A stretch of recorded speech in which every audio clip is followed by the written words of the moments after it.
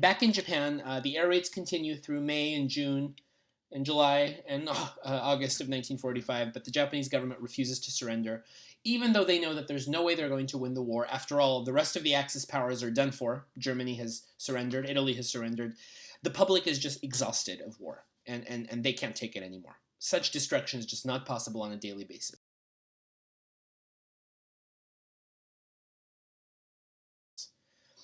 And so, in order to facilitate Japan's surrender, the United States, which had been secretly developing atomic weapons, drops 2 atomic bombs, one on the city of Hiroshima on August 6, 1945, and then just 3 days later on the city of Nagasaki, which you know of from the Edo period. It was ironically, the only place which had been a influence of where Western culture was allowed to influence during the Edo period, Dejima and so on.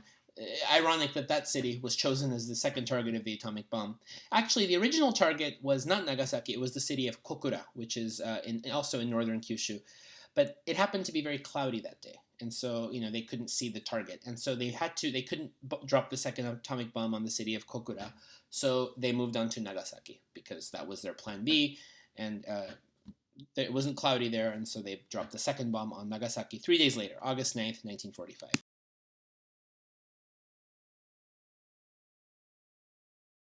This is historically significant because it's the first time in world history that atomic weapons have been used on any country. It is also, to date, the last time it has happened. Let's hope it stays that way, because the damage was horrific. 200,000 people are killed in Hiroshima, 100,000 in Nagasaki.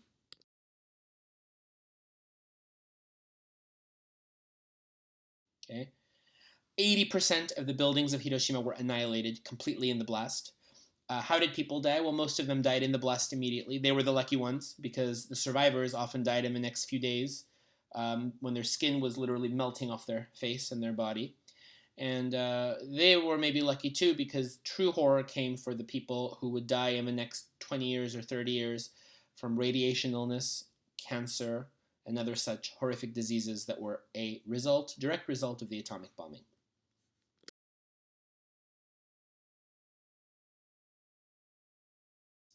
While Japan is recovering from the shock of having atomic weapons dropped against it, the Soviet Union suddenly enters the war against Japan on August 8th, 1945, right?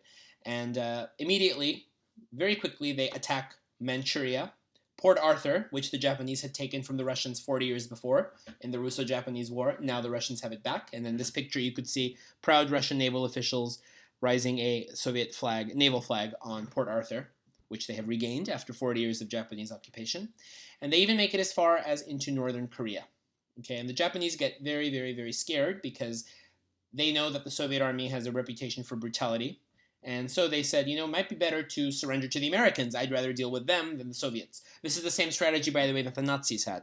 Hitler actually said at the end when the Soviets were at the gates of Berlin, Hitler tried to, at the last minute, negotiate with the Americans and say, okay, fine, we'll surrender with you. Anything to not deal with the Russians.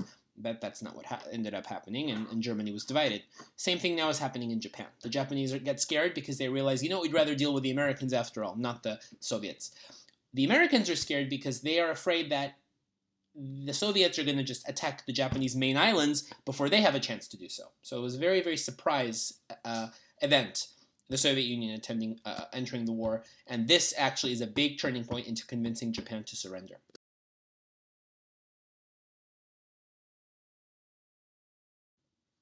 So possibly as a result of the atomic bombs and also the Soviet Union's entry into the war, I cannot stress enough how big of a deal this was for the Japanese government because they realized we'd rather just surrender to the United States instead of dealing with the Soviets and maybe losing everything. At least with the Americans, we have a chance for our country to survive.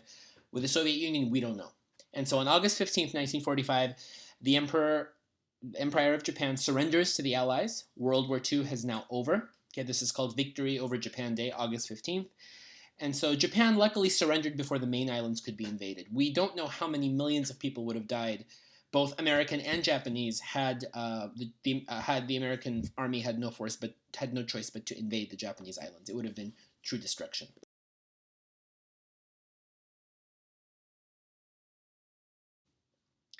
Emperor Hirohito records a surrender broadcast, and he notifies the Japanese people that the war is over, and that it's okay. Remember, he's reading this as a god. It's the first time in Japanese history ever that the public has heard the voice of an emperor. So it's, to them, it was a traumatic event because they're hearing the voice of a god, their god, for the first time.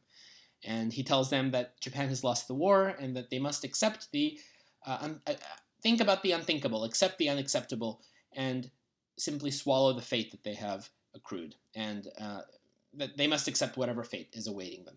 And so many Japanese people get on their knees and cried. For one thing, they were in awe and shock that they were hearing the voice of the emperor, but many people who lived during that time said this was a relief for us. The war was over, but at the same time, we feel guilty that we let our emperor down. It was a very psychologically moving experience.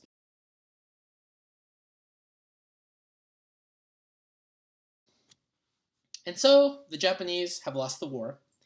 It is the first time that the country will be occupied by a foreign power. This has never happened in Japanese history for the country to be occupied. So the United States occupies Japan from 1945 to 1952. It is a 7-year occupation. American soldiers march into the capital of Tokyo. All other major Japanese cities and towns are also occupied.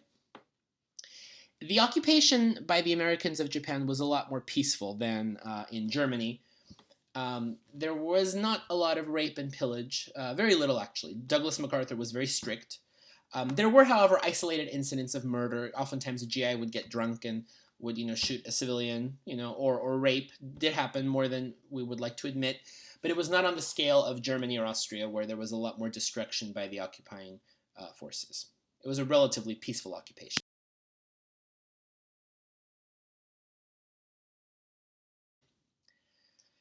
So Japan is now occupied, and General Douglas MacArthur, who led the charge in liberating the colonies in Asia from the Japanese, assumes his position as SCAP, Supreme Commander of the Allied Powers. In other words, he is the one dictating policy in Japan now that it's been occupied. He's going to reconstruct the country, make sure it's okay, and then give independence back to the Japanese. But it's not until he decides that Japan is ready to govern itself again that he's going to let them have control. Okay? So his occupation policy was, I want to make Japan into the Switzerland of the East, a powerful, peaceful, but neutral ally of the United States. Okay, and he said, I'm not worried. The United States is not going to leave Japan until it is completely cured of fascism, rebuilt, renewed, and ready to enter the second half of the 1900s as a strong American ally, without any trace of militarism.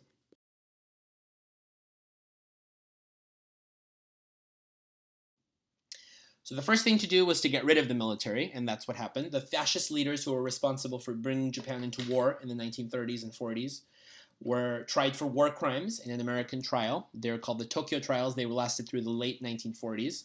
And many of the leaders of the Japanese military during World War II, like Prime Minister Tojo, were convicted of being war criminals, and they were executed by hanging by the American occupation authorities.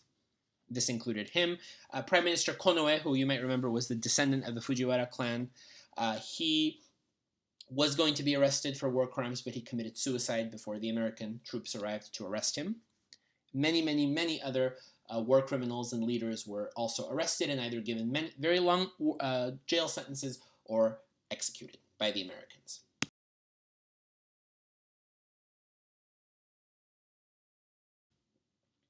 Japan loses his empire. The Japanese empire is basically reduced to what it was before the Sino-Japanese War, the first one. So colonies were returned to the European countries. So, for example, Singapore is returned to the United Kingdom, to the British. Indonesia is returned to the Dutch. The Philippines is returned to the Americans, etc. But most of these countries will receive independence by the early 1960s. Okay, the European countries eventually grant them independence. China receives Taiwan. Okay. The Soviet Union occupies Port Arthur, Manchuria, and also northern Korea. And the United States rules over South Korea, the Pacific Islands, and Japan itself. This is why we have a North Korea and a South Korea, because when the Soviet Union invaded, remember they started a war against Japan in the last few days of the war, they got all the way to the middle of Korea. So they got to Pyongyang and they controlled the northern half of Korea. America took over the southern half of Korea, and that's why the northern part that was controlled by the Soviet Union became communist, and the southern half that was controlled by us, the United States, became democratic. And that's why we have a North Korea and a South Korea. Japan was also going to suffer the same fate. The Russians wanted the northern half of Japan, so basically Hokkaido and the northern half of Honshu. The Americans wanted the south. But Douglas MacArthur said, this is not a good idea. We don't want to break Japan up like Germany and Korea are broken up. We don't want a North Japan that's communist and a South Japan that's capitalist. So we want to take all of Japan. And that's what happened. The United States ended up ruling over all of Japan.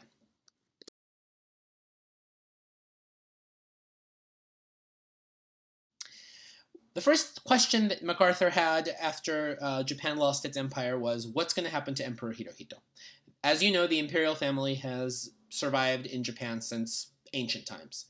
And many, many people in the United States advocated for Emperor Hirohito to be tried as a war criminal. They blamed him for the war, and they said he should be tried and executed.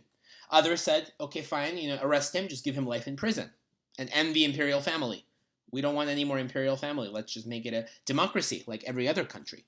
Others said, fine, don't do anything to the emperor. Let him go to another country or let him retire, but end the imperial family system. We don't want an emperor anymore. So there were different people talking. MacArthur said that let's just allow the emperor system to continue. Let's allow Emperor Hirohito to stay on the throne so that we don't alienate the public. And there was really no proof that the emperor knew what was happening in terms of war crimes.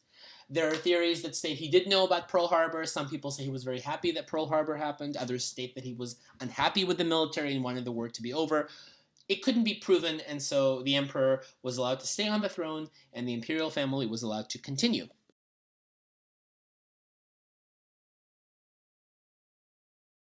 However, as a caveat, as a condition, the emperor was forced to renounce his divinity. And so he told the Japanese public that he is not a god, he is not divine, his family is not divine, they are not descendants of the sun goddess, he is just a human. And that's what the emperor did. In 1947, he renounced his divinity and stated that the emperor is now simply a symbol of Japan. He has no power, he is not a god, he is not divine, he is not an absolute monarch, he's just a symbol, a cultural symbol, and he's a regular human like everyone else. This was a big deal for the Japanese people to accept. But it was a necessary step in order to move the country on to becoming truly democratic for the first time in its history.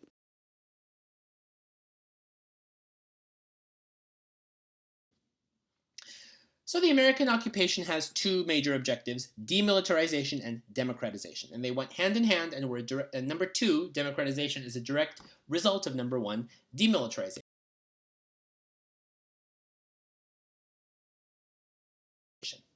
So first of all, demilitarization, what is this? Because of the role of the military in causing really World War II and all of the destruction of the previous century, Japan was forced to completely disarm its army and navy.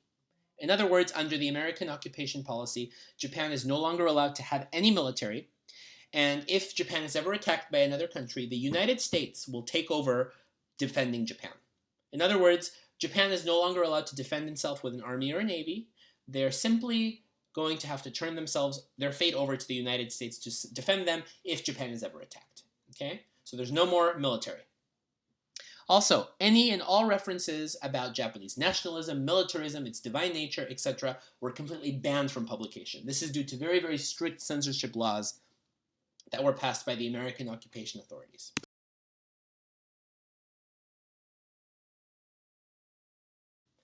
Now that the military is disbanded, democratization can truly occur. And so Japan will become, for the first time in its history, a true constitutional monarchy, in that the emperor is just a symbol. He has no power, no influence. He's a symbol of the state. And the prime minister is the one who's really in charge. Okay? And the Diet becomes the national center of Japanese politics once again. This time, there's no more oligarchs. There's no more military police. There's no more emperor who is giving limitations. Everything is in the hands of the prime minister and the Diet.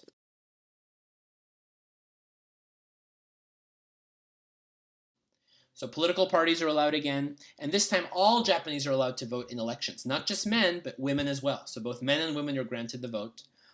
And again, they elect representatives to the Diet's House of Representatives. This time the House of Representatives is much more powerful than the upper house of councilors. The representatives are the ones who really, really determine the country's policy.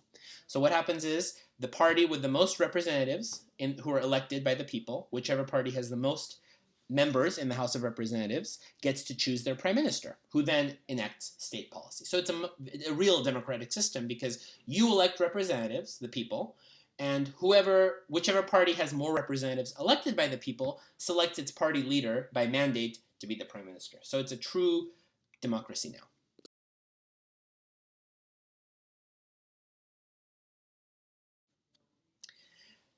In order to enact all of this into law, a new constitution needs to be written. And so in 1947, MacArthur appoints a committee of Americans to write this new constitution. There's no Japanese on that committee. It's all Americans writing it. And so this replaces the 1889 Meiji Constitution, which was not democratic as we know. There's no more limitations in this document. It's truly a democratic constitution because freedom of speech and the press are granted to all Japanese, and all humans are declared equal, not just men, but humans, men and women. So there's equal rights in here as well.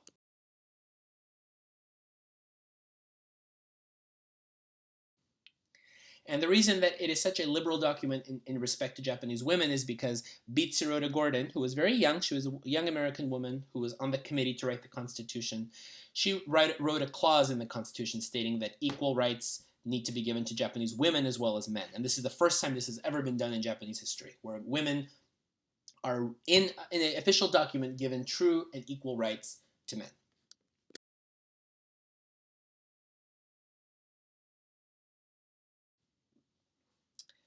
The Constitution also goes, because it was written by Americans, it truly is a revolutionary document in that first of all, determines that the emperor is a symbol of the state, no longer divine, and it also states that Japan renounces war, cannot declare war. It states that Japan is not allowed to declare war and is officially a pacifist, anti-war nation. This is all spelled out in the Constitution. And Emperor Hirohito officially inaugurates this new constitution in 1947. It was written by Americans, though, not by Japanese.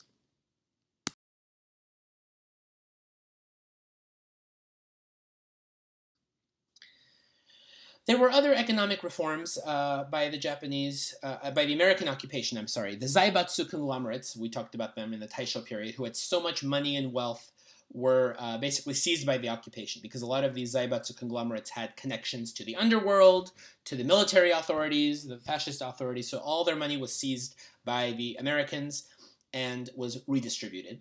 Also, land reforms were enacted. The large estates and plantations that belonged to the old landlord class, to the aristocratic class, were redistributed, which means that the sharecropping system, which had been basically in effect since the Nara period, where you have big landlords who rent out land to farmers to farm, and then the farmers have to give that rice, whatever crops they harvest, back to the landlords, that system is put to an end. That land is taken by the government and redistributed. And so the sharecropping system that kept farmers in centuries of debt and poverty is over. Okay?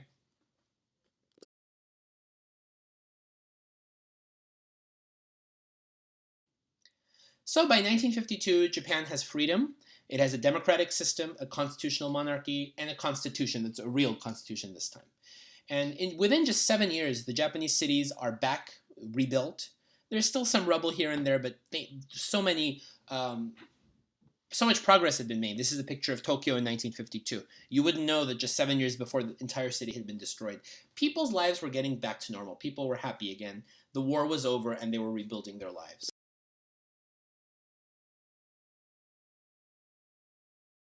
And so MacArthur saw that, you know what, I think Japan is ready for self-governance again. So the American occupation ends in 1952. The Treaty of San Francisco is signed that restores Japan's sovereignty. It's once again a sovereign state. And so the Americans left Japan. The American troops left Japan. Japan is once more an independent nation. However, some troops, even today, are still stationed in Japan because, remember, ultimately, America is responsible for Japan's defense. They're not allowed to have their own army or navy. They're not allowed to declare war or invade nations. So because America is responsible for defending Japan, that's why we have some American troops still stationed there. But the majority of American occupation troops leave in 1952 because Japan is once again a sovereign nation in its own right, just 7 years after the end of the war.